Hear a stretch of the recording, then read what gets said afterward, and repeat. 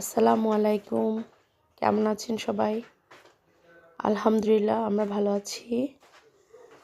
আজ এখানে একটা ইলিশ মাছ নিয়ে এসেছি। ইলিশ মাছটা 4 কেজি ওজনের হবে। আমি এটা দিয়ে একটা সরষে ইলিশ রান্না করব।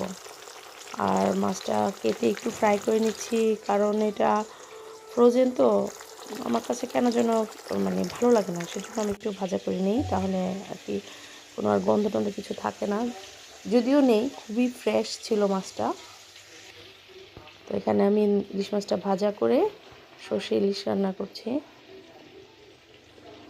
আর আমার হাজব্যান্ডও খুব পছন্দ করে। আমি যখনই যাই রান্না করি, আমি চেষ্টা করি যে আমার ফ্যামিলির কার কোনটা পছন্দ সেভাবেই রান্না করতে। এখানে আমি একটু পানি আর একটু লবণ আর একটু মরিচের গুঁড়া দিয়ে আর সরষের তেল দিয়ে একটু জাল করছিলাম মাছটা। তারপরে এখানে সর্ষে, কাঁচামরিচ একসাথে ব্লেন্ড করে, সাথে একটু লবণ দিয়ে ব্লেন্ড করে তারপর এখানে দিলাম। এখন হালকা করে এটা জাল হবে, আর যখন একটু পানিটা শুকিয়ে আসবে আবার উপর থেকে একটু সরিষার তেল দিয়ে নামিয়ে নিব। যদিও আমি এখানে পুরোটা রেসিপি বলিনি, কিন্তু মাছটা খুবই ভালো হয়েছিল। এই সর্ষে ইলিশটা আমরা যখন গরম গরম ভাত দিয়ে এটা খেলাম, অনেক টেস্টি হয়েছিল। আর দেখতেই পাচ্ছেন কি সুন্দর লোভনীয় লাগছে।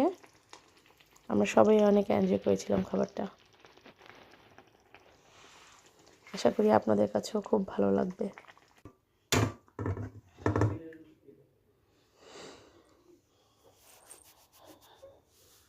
এই যে দেখেন কি সুন্দর গ্রেভিটা হয়েছে। তো ভালো থাকবেন, আবার ইনশাল্লাহ নতুন কোনো খাবার নিয়ে আসবো। আল্লাহ হাফেজ।